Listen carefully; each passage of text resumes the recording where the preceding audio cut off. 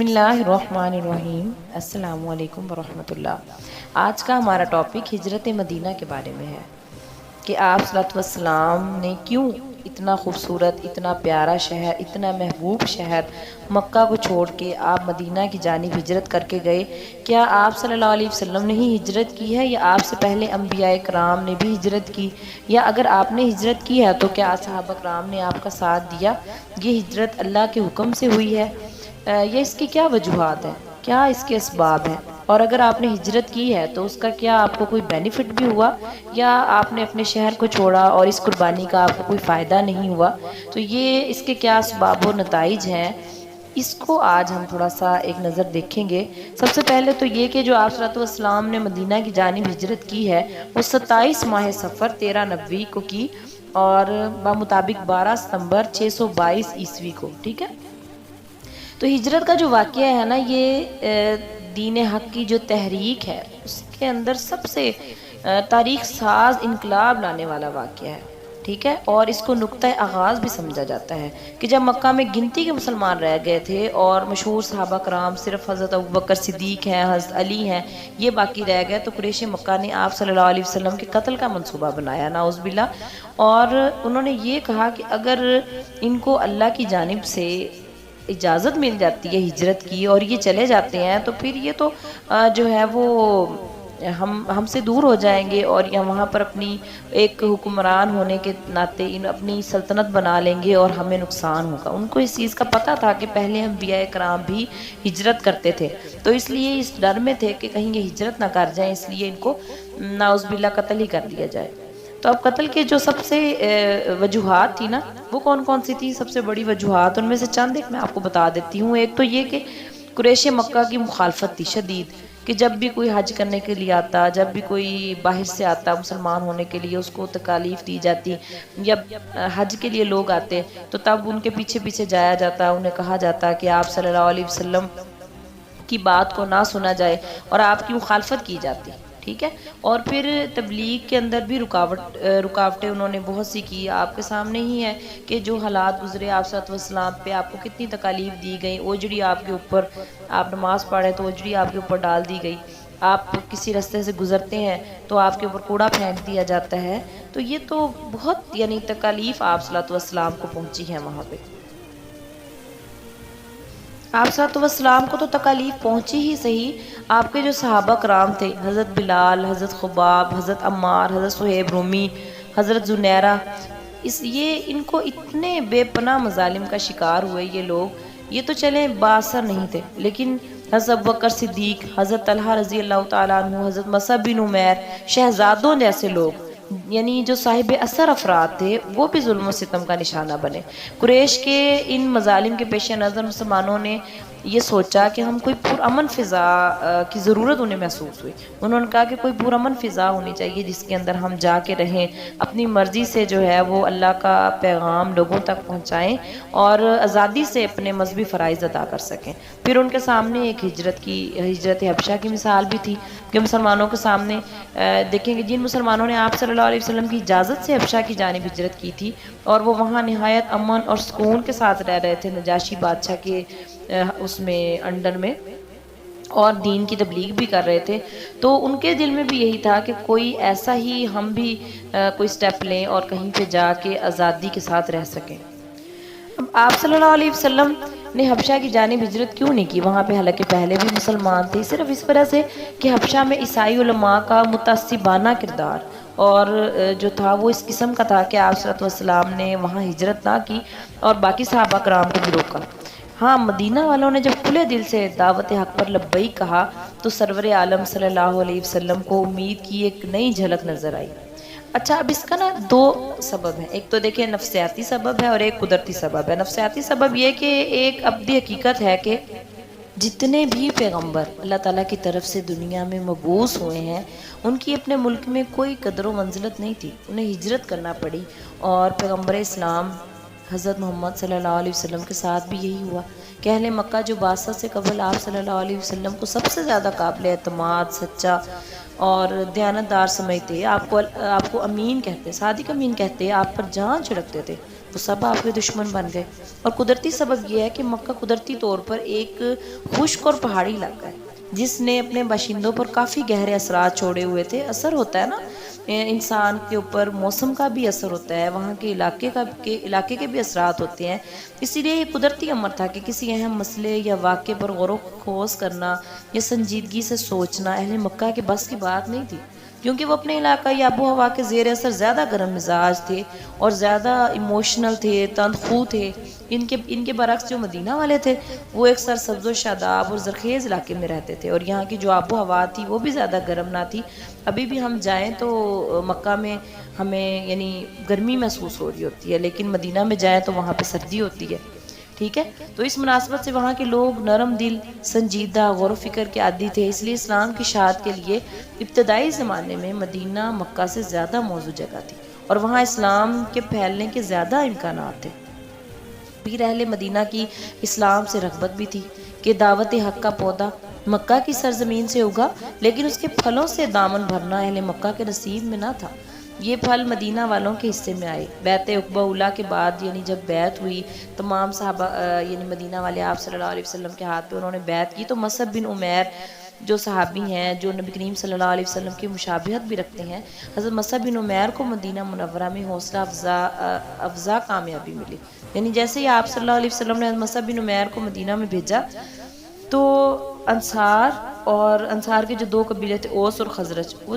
Joke در joke مسلمان ہونے لگے۔ پھر جب بیعت عقبہ ثانیہ کے موقع پر اہل مدینہ نے نبی کریم صلی اللہ علیہ وسلم کو مدینہ آنے کی دعوت دی اور ہر حالت میں آپ کا ساتھ دینے کا وعدہ کیا، چنانچہ پھر آپ نے یہ سوچ لیا کہ ہجرت کے لیے مدینہ کا انتخاب کیا جائے۔ مدینہ کی اسلام سے غیر معمولی رغبت، خلوص، محبت، وفاداری کے جذبے کا نتیجہ یہی تھا کہ آپ صلی اللہ علیہ وسلم نے مدینہ جانے کا فیصلہ کر لیا۔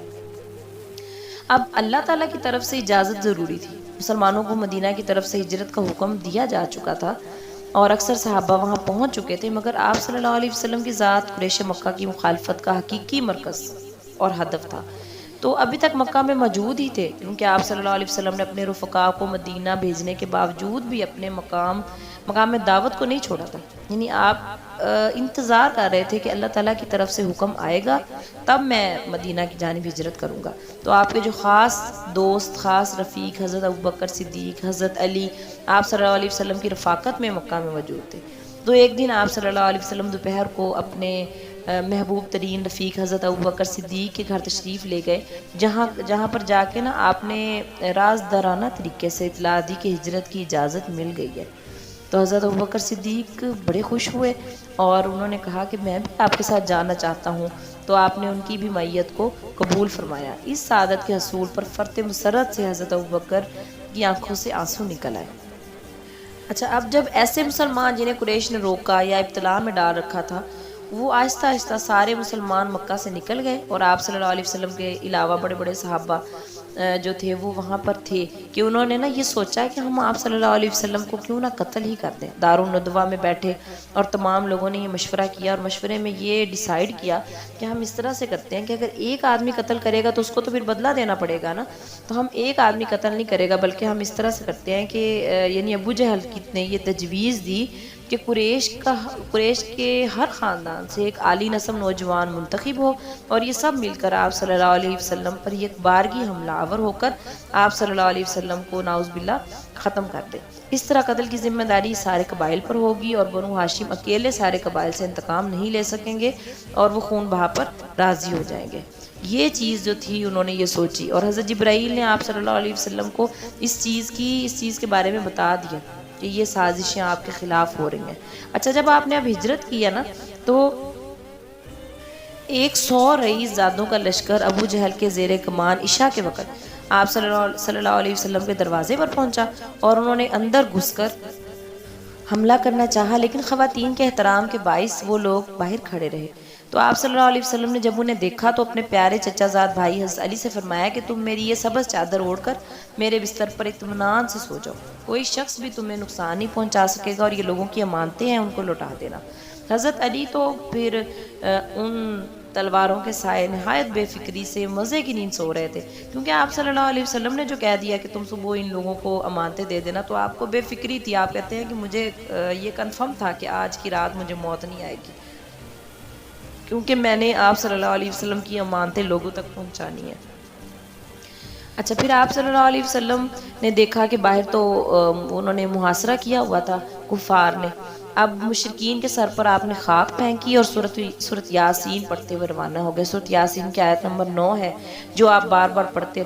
رہے اور ان کو نظر ہی نہیں آیا آپ صلی اللہ علیہ وسلم، اور آپ وہاں سے ان کے پاس سے ہی گزر گئے. تو آپ کے جو دوست تھے حضرت ابوبکر، وہ ان کے آپ جو ہے ان کے گھر پہنچے، انہیں ساتھ لے کر جبل سور کی طرف روانہ ہوئے. اور شہر سے رخصت ہوتے وقت آپ صلی اللہ علیہ وسلم نے آخری نگاہ ڈالتے ہوئے مکہ سے خطاب فرمایا کہ خدا کی قسم، تو اللہ کی سب سے بہتر زمین ہے، اللہ کی نگاہ میں سب سے بڑھ کر عزیز ہے. اگر یہاں سے مجھے نکالا نہ جاتا تو میں کبھی نہ نکلتا. کیا تکلیف کا عالم ہوگا آپ صلی اللہ علیہ وسلم کا کہ آپ کی اتنی محبوب جگہ اور آپ کو دین کی خاطر اپنا شہر بھی چھوڑنا پڑا، اپنا وطن بھی چھوڑنا پڑا.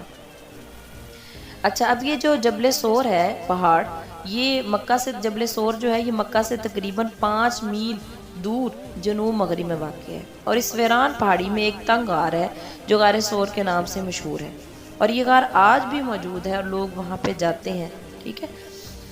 نبی کریم صلی اللہ علیہ وسلم کے جو پاؤں تھے نا وہ زخمی ہو گئے تھے، کیونکہ وہ تھوڑی دشواری ہے وہاں پر اوپر جب جاتے ہیں. تو حضرت ابوبکر صدیق نے نبی کریم صلی اللہ علیہ وسلم کو اپنے کندھے پر اٹھا لیا، آخر غار تک پہنچے، اور حضرت ابوبکر صدیق نے نبی کریم صلی اللہ علیہ وسلم کو باہر ٹھہرایا، خود ساری غار کو صاف کیا اور اپنے کپڑے اتار کے اور اس کو نا یعنی پھاڑ کے کپڑوں کو، غار کے جو وہ تھے سوراخ تھے ان کو بند کیا. پھر آپ صلی اللہ علیہ وسلم کو اندر تشریف لانے کی درخواست کی.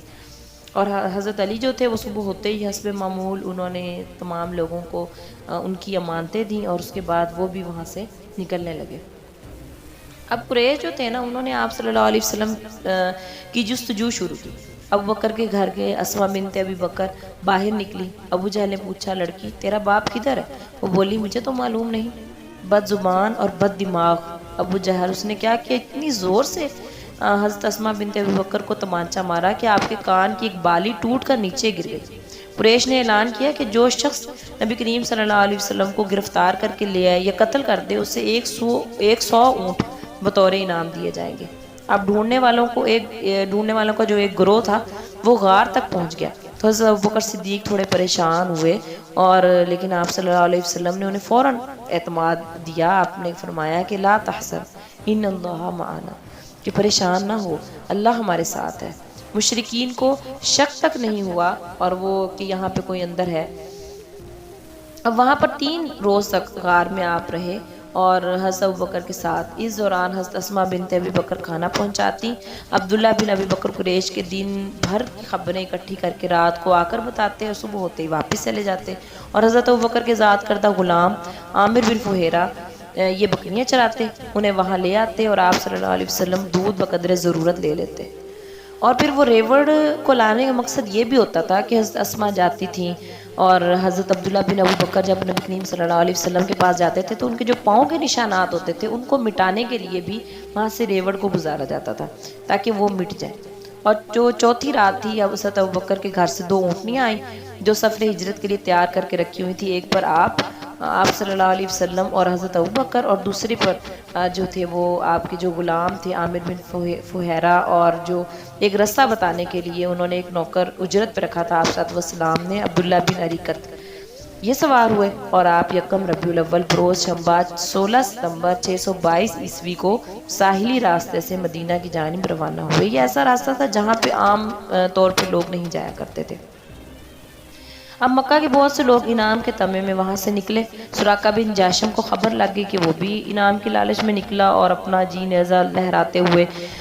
کہ چلو میں جاتا ہوں اور جا کے پکڑ کے لے آتا ہوں. تو تھوڑا آگے گیا تو اس کا جو گھوڑے کے اگلے پاؤں تھے وہ زمین میں دھنس گئے. اسی لیے سراقہ 2-3 بار ناکام کوشش کے بعد اپنا ارادہ ترک کر کے معافی کا طالب ہوا اور اس نے درخواست کی کہ اسے امان نامہ لکھ دیا جائے. تو آپ صلی اللہ علیہ وسلم نے عامر بن فہیرہ کو امان نامہ لکھنے کے لیے کہا اور انہوں نے چمڑے کے ایک پرزے پر امان لکھ دی جو فتح مکہ کے دن کام آئی. سراقہ نے عہد کیا کہ میں بھید نہیں کھولوں گا۔ اس موقع پر آپ صلی اللہ علیہ وسلم نے سراقہ کو ایک بشارت بھی دی کہ اے سراقہ، اس وقت تیری کیا شان ہوگی جب تو کسریٰ کے کنگن پہنے گا۔ اور سراقہ امان نامہ لے کر واپس چلا گیا، اور واپسی پر اسے جو تلاش کرنے والے لوگ ملے اس نے انہیں رستہ بتا دیا۔ اس نے کہا اس رستے پر تو نہیں ہے، اور دوسرے کسی اور رستے پر دیکھو، شاید وہاں پر ہو۔ تو اس سے کیا ہوا، آپ صلی اللہ علیہ وسلم کی حفاظت، آپ کے دشمنوں کی طرف سے بھی آپ کی حفاظت ہونا شروع ہو گئی۔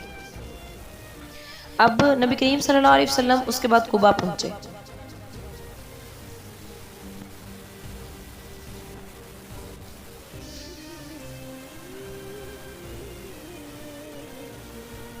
حضرت عمر نے تو پہلے ہی مدینہ میں پہنچ کر یہ بتا دیا کہ آپ صلی اللہ علیہ وسلم ان قریب مدینہ پہنچنے والے ہیں۔ مدینہ کے معصوم بچے بچیاں بڑے جوش کے اندر کھڑے کہ آپ صلی اللہ علیہ وسلم کا انتظار کر رہے تھے۔ لوگ ہر روز وہ سویرے شہر کے باہر سے جمع ہوتے، دوپہر تک انتظار کرتے، حسرت کے ساتھ واپس لوٹ آتے۔ ایک دن لوگ اسی طرح انتظار کر کے واپس جا چکے تھے کہ ایک یہودی نے اپنی گڑی سے ایک سفید پوش قافلہ دیکھا اور قرائن سے پہچان کر پکارا کہ اہل عرب، تم جس کا انتظار کرتے تھے وہ آ گیا۔ تمہارا شہر تکبیر کی آواز سے گونج اٹھا۔ تو سارے کا سارا شہر جو تھا وہ اللہ اکبر کی صداؤں سے گونج اٹھا، اور انصار ہتھیار سج کر وہ گھروں سے سجا کر وہ گھروں سے نکلے، اور بچیاں جو تھیں انہوں نے بھی بہت خوشی کا اظہار کیا۔ اور 8 ربیع الاول 13 نبوت کو، تقریباً 1 ہجری بروز 2 شنبہ 23 ستمبر 622 عیسوی کو آپ صلی اللہ علیہ وسلم قباء میں پہنچے، اور یہاں کے ایک رئیس تھے کلثوم بن حدم، ان کے ہاں آپ ٹھہرے، اور بعض مہاجرین مکہ بھی یہیں تھے۔ 3 روز بعد حضرت علی بھی پیدل ہی یہاں پہنچ گئے، ان کے پاؤں میں بلکہ ورم آ گئی، تو آپ نے انہیں سینے سے لگایا اور وقت سے، اور ان کو یعنی سینے سے لگانے کے بعد ان کے اس پاؤں پہ لعاب مبارک بھی لگایا، اور پاؤں اس طرح سے ٹھیک ہوئے کہ زندگی بھر دوبارہ کبھی شکایت نہ ہوئی، کبھی درد نہ ہوئی آپ کے پاؤں میں۔ تو آپ صلی اللہ علیہ وسلم قباء میں 14 روز تک آپ ٹھہرے۔ یہاں آپ صلی اللہ علیہ وسلم نے ایک مسجد کی بنیاد بھی رکھی جسے مسجد قباء یا مسجد تقویٰ کہا جاتا ہے۔ تو جمعے کے روز محسن انسانیت نے مدینے کی مرکزی آبادی یثرب کی طرف کوچ کیا، اور رستے میں بنو سالم کے گھروں تک پہنچے تھے کہ نماز جمعہ کا وقت ہو گیا۔ یہاں 100 آدمیوں کے ساتھ جمعہ پڑھا اور نماز سے پہلے خطبہ دیا، اور یہ اسلام میں پہلی بار جماعت جمعے کی نماز تھی اور اولین خطبہ نماز تھا۔ اچھا، پھر آپ نے وہ یثرب میں یعنی مدینہ میں نماز جمعہ سے فارغ ہو کر نبی کریم صلی اللہ علیہ وسلم مدینہ کے جنوبی جانب سے شہر میں داخل ہوئے، اور داخلہ بھی عجب شاندار تھا کہ گلی کوچے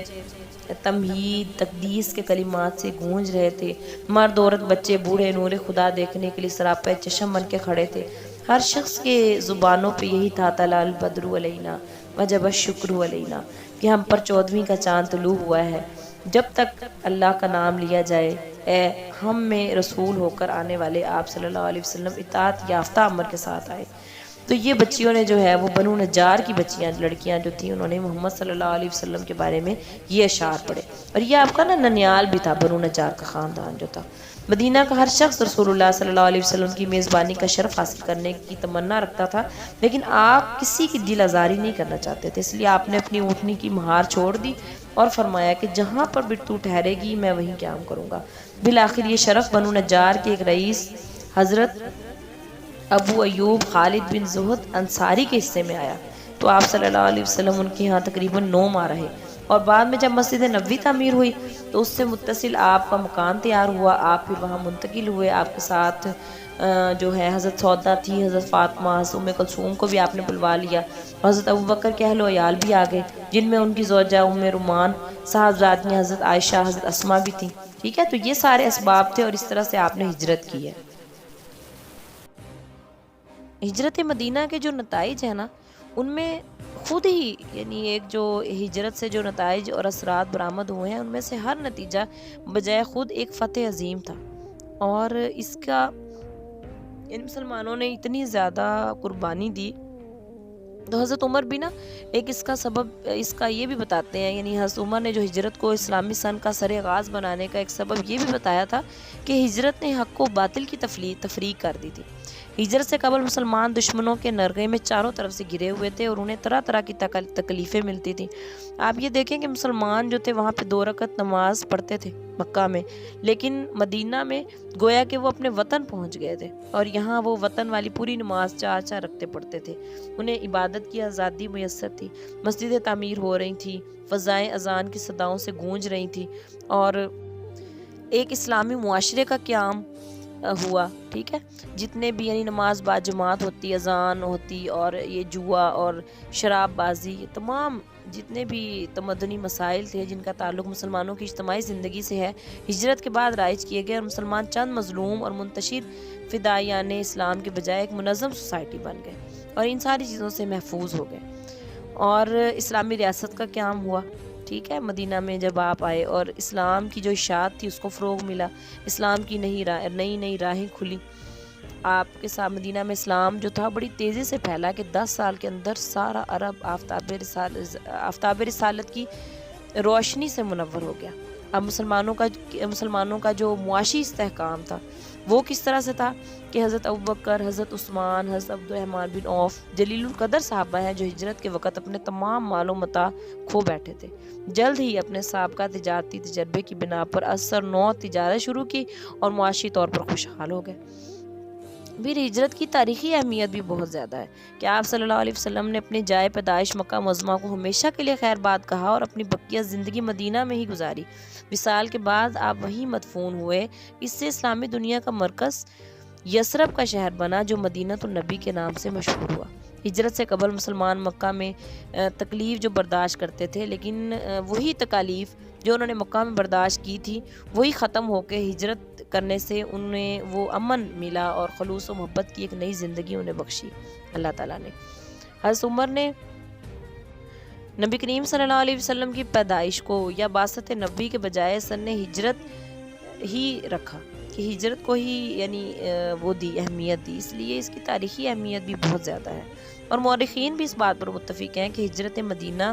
تاریخ اسلام کو بالعموم اور عہد رسالت کا بالخصوص ایک اہم ترین واقعہ ہے جس نے اسلام کی کایا پلٹ دی اور مسلمانوں کو ایک نئے دور کے آغاز کا موقع دیا۔ مسجد نبوی کی تعمیر ہوئی کہ جب آپ مسجد نبوی بنانے لگے تو مسجد کے لیے حضرت ابو ایوب انصاری کے مکان سے جو ملحق جگہ تھی نا، وہ ایک قبیلہ بنو نجار کے 2 یتیم بچے سہل اور سہیل کی تھی۔ انہوں نے خود یہ زمین آپ صلی اللہ علیہ وسلم کی خدمت میں بلا قیمت بطور نذرانہ پیش کرنی چاہیے، لیکن آپ نے کہا کہ نہیں۔ پھر حضرت ابوبکر نے اس کی قیمت دی اور مسجد کی تعمیر کا کام شروع ہوا۔ آپ نے خود بھی اس میں مزدوروں کی طرح کام کیا اور مسجد کی پیمائش جو تھی وہ 70x60 ہاتھ رکھی گئی اور جنوب سے شمال تک 25 میٹر اور مشرق سے مغرب تک 30 میٹر بنیادیں 3 ہاتھ گہری کھودی گئی اور انہیں فرش سے 4.5 فٹ تک پتھروں سے اٹھایا گیا، ٹھیک ہے۔ پھر جو چھتیں تھیں وہ کھجور کے تنوں اور شاخوں سے ڈالی گئی تھی۔ چھت کی حالت ایسی تھی کہ اگر بارش ہو جاتی اور پانی ٹپکتا، مٹی گرتی، فرش پر کیچڑ ہو جاتا تو لوگ اسی طرح ہی سجدہ کرتے تھے۔ بعد میں پھر آپ صلی اللہ علیہ وسلم نے پتھروں کا ایک یعنی سنگ ریزوں کا ایک فرش بنوا دیا وہاں پر۔ ابتدا میں جو مسلمانوں کا قبلہ تھا وہ بیت المقدس رکھا گیا، لیکن جب مسجد نبوی کی تعمیر کے 13 ماہ بعد یہ آیات نازل ہوئی، سورۃ بقرہ کی آیت نمبر 18 ہے، فَوَلِّ وَجْهَكَ شَطْرَ الْمَسْجِدِ الْحَرَامِ وَحَيْثُ مَا كُنْتُمْ فَوَلُّوا وُجُوهَكُمْ شَطْرَهُ۔ تو پھر آپ نے اپنے قبلے کا رخ بدل کر کعبہ یعنی مکہ معظمہ کی جانب آپ نے بطرف جنوب کر دیا اور شمالی جانب ایک نیا دروازہ قائم کر دیا گیا۔ تو یہ مسلمانوں کی پہلی مذہبی عمارت تھی جو انہوں نے باہم نماز ادا کرنے اور ملی مسائل پر باہمی صلاح و مشورہ کرنے اور آپ کے ارشادات مقدس سننے کے لیے تعمیر کی تھی، اور یہ مسجد جو مسجد نبوی کے نام سے موسوم ہوئی ہر قسم کے تکلفات سے مبرہ اور اسلام کی سادگی کے مظہر تھی۔ یہیں سے اسلامی فن تعمیر کا آغاز بھی ہوتا ہے کہ تعمیر مسجد سے پہلے نماز با جماعت ادا نہیں کی جاتی تھی، پھر یہاں پر نماز ادا کی جانے لگی۔ پھر اذان شروع ہوئی۔ اذان شروع کس طرح سے ہوئی کہ کسی نے یہ تجویز پیش کی کہ ہم جو ہے وہ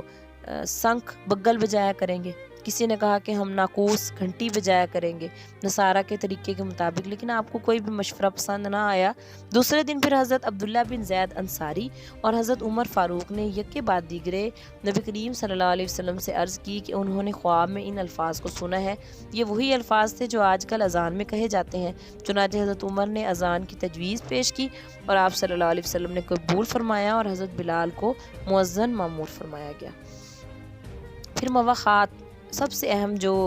آج بھی ہم اخوت کی جب بھی مثال دیتے ہیں تو وہ مدینہ والوں کی دی جاتی ہے کہ مواخات کا لغوی معنی ہے بھائی چارہ۔ مکہ کے جو غریب الوطن جنہیں اسلامی اصطلاح میں مہاجرین کہا جاتا ہے، بالکل بے سر و سامان مدینہ پہنچے، اگرچہ ان میں بہت سے صاحب حیثیت بھی تھے، لیکن ایسی حالت میں وطن چھوڑا تھا کہ کوئی چیز بھی مکہ سے نہیں لے کر آئے تھے، صرف جو ہے وہ خالی ہاتھ ہی آ گئے تھے۔ تو آپ صلی اللہ علیہ وسلم نے ان کا سہارا قائم کرنے، ان کی اجنبیت دور کرنے کے لیے ان میں اور انصار میں رشتہ اخوت قائم کر دیا، یعنی ایک ایک مہاجر کو ایک ایک انصار کا بھائی بنا دیا۔ تو یہ اخوت حقیقی اخوت سے بڑھ گئی۔ اس موقع پر انصار مدینہ نے جس اثار میزبانی کا ثبوت دیا، تاریخ اس کی مثال پیش کرنے سے قاصر ہے۔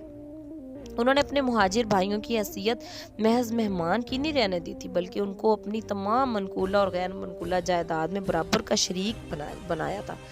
کہتے ہیں کہ حضرت عبد الرحمن بن عوف کو ان کے انصاری بھائی حضرت سعد بن ربی نے اپنی ہر ایک چیز کا نصف دینا چاہا، تو حضرت عبد الرحمن بن عوف نے کہا کہ خدا یہ سب آپ کو مبارک کرے، مجھے صرف بازار کا رستہ بتا دیں۔ انہوں نے پھر جو کینکا کا مشہور بازار تھا اس کا رستہ بتایا اور حضرت عبد الرحمن نے کچھ گھی پنیر وغیرہ خریدا اور وہاں پر جو ہے خرید و فروخت کی۔ چند روز میں اتنا سرمایہ ہو گیا کہ تھوڑے ہی عرصے میں وہ پھر سے مالدار ہو گئے۔ اسی طرح پھر اصحاب صفہ تھے، وہاں پر جو سائبان تھا، وہاں پر حضرت ابو ہریرہ کے بارے میں آیا کہ انہی لوگوں میں سے حضرت ابو ہریرہ تھے، اور اکثر صحابہ کرام کی معاشی حالت بھی خراب تھی، مگر اصحاب صفہ خاص طور پر فکر و فاقہ کی زندگی بسر کرتے تھے۔ وہاں پہ نا صحابہ کرام بیٹھتے تھے اور ایک صحابی ہے وہ کماتے تھے اور ایک صحابی آپ صلی اللہ علیہ وسلم کی احادیث کو سنتے تھے صبح سے شام تک۔ پھر دوسرے دن دوسرے صحابی جاتے تھے، وہ لکڑیاں چنتے، جنگل میں جاتے، انہیں فروخت کرتے اور اپنے دوسرے ساتھی کے لیے کھانا مہیا کرواتے، ٹھیک ہے، اور وہ سیدھا لباس پہنے رکھتے، پیوند لگے ہوتے۔ تو آپ صلی اللہ علیہ وسلم کو جب کبھی کسی قبیلے میں کسی کی طرف بھیجنا ہوتا تو انہی لوگوں کو وہ بھیجتے تھے، اور ان کی تعداد 400 تک پہنچ گئی تھی۔ اچھا، اب مدینہ میں نا مختلف جماعتیں تھیں۔ ایک تو مہاجرین تھے، یہ وہ مسلمان تھے جو مکہ معظمہ سے ہجرت کر کے مدینہ میں آئے تھے۔ دوسرا انصار تھے، اور یہ وہ جماعت تھی جو مدینہ منورہ کے قحطانی قبائل اوس اور خزرج پر مشتمل تھے، ٹھیک ہے۔ پھر تیسرے نمبر پہ منافقین تھے کہ مدینہ میں منافقین کی بھی ایک جماعت عالم وجود میں آ چکی تھی۔ یہ لوگ بظاہر تو مسلمان تھے، نمازیں بھی پڑھتے تھے، روزے بھی رکھتے تھے، اور ان کا قائد جو تھا وہ عبداللہ بن ابی تھا، اور یہ یہودیوں کے سوا مدینہ کا ممتاز اور ذی اثر شخص تھا۔ اوس اور خزرج کے قبیلوں پر اس کا پورا روب تھا، ٹھیک ہے۔ تو یہ بھی ایک جماعت تھی منافقین کی بھی، جنہوں نے مسلمانوں کو بہت زیادہ پریشان کیا تھا۔ عیسائی تھے، مدینہ میں عیسائیت کے پیروکار بھی تھے، وہ بھی اقلیت میں تھے اور یہودیوں کے زیر بار تھے، اور یہود مدینہ کی بیشتر آبادی یہود پر مشتمل تھی اور یہ عہد قدیم سے مدینہ میں آباد تھے اور 3 قبائل میں منقسم تھے۔ یہودیوں میں سے ایک بنو نذیر، بنو قینقاع، بنو قریظہ، ان کا ذریعہ معاش تجارت اور سود خوری تھا۔ یہ لوگ اقتصادی لحاظ سے بڑے مالدار تھے اور مضبوط قلعے بنا کر انہوں نے بڑے ٹھاٹھ سے رہتے تھے۔ جب ان کو آپ صلی اللہ علیہ وسلم نے یعنی ان کی حرکتوں کی وجہ سے باری باری جب نکالا تو انہوں نے وہ چیز بھی اپنے سلیبس میں شامل کی ہوئی ہے، اپنے چیپٹرز میں شامل کی ہوئی ہے، اور یہ باقاعدہ طور پہ بتاتے ہیں اپنے بچوں کو کہ فلاں فلاں جگہ سے ہمیں اسی طرح سے یہ غزوہ خیبر جیسے ہوا۔ وہ تو ہم غزوات کے بارے میں پڑھیں گے تو میں آپ کو پھر بتاؤں گی کہ غزوہ خیبر میں جب ان کو نکالا گیا یا یہاں پر ان کو نکالا گیا بنو قینقاع کو اور بنو نذیر کو، تو ان ساری چیزوں کو انہوں نے اپنے سلیبس میں شامل کیا ہوا ہے کہ ہمیں کس طرح سے مسلمانوں نے نکالا اور ہم نے ان سے بدلہ لینا ہے۔ اسی لیے تو یہ ہم سے بہت زیادہ متنفر ہوتے ہیں، یہ نہیں دیکھتے کہ ہم نے کیا کیا۔ جب سے خدا کے برگزیدہ نبی حضرت موسیٰ نے اپنے وعظ میں یہود کو یہ بشارت سنائی تھی نا کہ خدا موسیٰ کے بھائیوں میں سے موسیٰ جیسا نبی پیدا کرے گا جو یہود کے اخلاقی انحطاط کو دور کرنے والا، ان کی گزشتہ شان و شوکت کو دوبارہ زندہ کرنے والا ہوگا، اس وقت سے نبی موعود کے ظہور پر ان کی آنکھیں لگی ہوئی تھی۔ اب آپ صلی اللہ علیہ وسلم کا مدینہ میں تشریف لانا سن کر وہ بہت خوش ہوئے، اور ساتھ ہی جب اسلام نے ان کو اہل کتاب کہا اور حضرت موسیٰ کی نبوت کو تسلیم کیا تو وہ اور بھی پھولے نہ سمائے۔ لیکن جب انہوں نے دیکھا کہ آپ صلی اللہ علیہ وسلم مسیح پر پورے استنباز اور ان کی تعلیم کو سچا بتلاتے ہیں اور مسیح علیہ السلام پر ایمان لانے کو کہتے ہیں، تو یہودی جو تھے نا، ان کو یہ لگا کہ جی ہم سے انصاف، ہمارے ساتھ انصاف نہیں ہو رہا، لہٰذا وہ بھی آپ صلی اللہ علیہ وسلم کے دشمن بن گئے۔ ٹھیک ہے، پھر میثاق مدینہ ہوا کہ انہی یہودیوں کے ساتھ آپ صلی اللہ علیہ وسلم نے جو ایک معاہدہ کیا نا، اس میں سے مختصر سا میں آپ کو بتا دیتی ہوں کہ جو چند شرائط آپس میں تھی وہ یہ تھی، دیکھیں یہ بہت پیارا معاہدہ ہے کہ جس کے بارے میں ہمیں کم از کم پتہ ہونا چاہیے کہ سیاسی بصیرت اور حکمت کے ساتھ آپ نے مدینہ کی جتنے بھی لوگ تھے ان کو ایک پلیٹ فارم میں اکٹھا کیا اور ان کے ساتھ اس طرح سے معاہدہ کیا کہ لوگ جو ہیں وہ یعنی جمع ہو جائیں، اکٹھے ہو جائیں، ایک سوسائٹی بن جائے۔ اب اس معاہدے کے 2 حصے تھے۔ پہلے حصے کا تعلق تو مہاجرین، انصار اور دیگر حامی قبائل کے ساتھ تھا، اور جو دوسرا حصہ تھا نا، اس کا جو تعلق تھا وہ یہود مدینہ کے ساتھ تھا۔ ٹھیک ہے، تو یہ عہد نامہ مدینہ کے اہل اسلام اور ان دیگر گروہوں کے مابین ہے۔ آپ نے یعنی جو اس کی شرائط تھی وہ یہ تھی، سب سے پہلی تو یہ تھی کہ یہ عہد نامہ مدینہ کے اہل اسلام اور ان کے دیگر گروہوں کے مابین ہے جو نظم و نسق کے سلسلے میں اہل اسلام کے ساتھ ہوں گے، ان سے وابستہ رہیں گے، ان کی جد و جہد میں شریک ہوں گے، خون بہا اور فدیے کا قدیم طریقہ قائم رہے گا، مسلمانوں کے قلبی رفیق صرف مسلمان ہوں گے، اہل ایمان قرض تلے دبے ہوئے مسلمان بھائیوں کی مدد کریں گے، یہودیوں کے دوست قبائل کے حقوق بھی یہودیوں کے برابر ہوں گے، ہر گروہ اپنے اپنے محلے میں قیام امن کا ذمہ دار ہوگا۔ اچھا، یہ تقریباً 19 یہاں پہ شرائط ہیں اس کی، اور اب اس کی کیا اہمیت ہے؟ میثاق مدینہ تاریخ اسلام کا ایک اہم ترین واقعہ ہے۔ اس سے تاریخ عرب میں پہلی بار اجتماعی زندگی کا آغاز ہوا کہ ہم یہ نہیں کہ ہم ایک ہی جگہ پہ ہم بس مسلمان ہیں تو ہم نہیں رہنا، باقیوں کو ہم کہیں کہ آپ لوگ یہاں سے چلے جائیں، نہیں، بلکہ آپ نے جو ہے وہ میثاق مدینہ کو شہری مملکت مدینہ کا دستور بھی قرار دیا۔ ڈاکٹر محمد حمید اللہ کہتے ہیں کہ یہ دنیا کا نا سب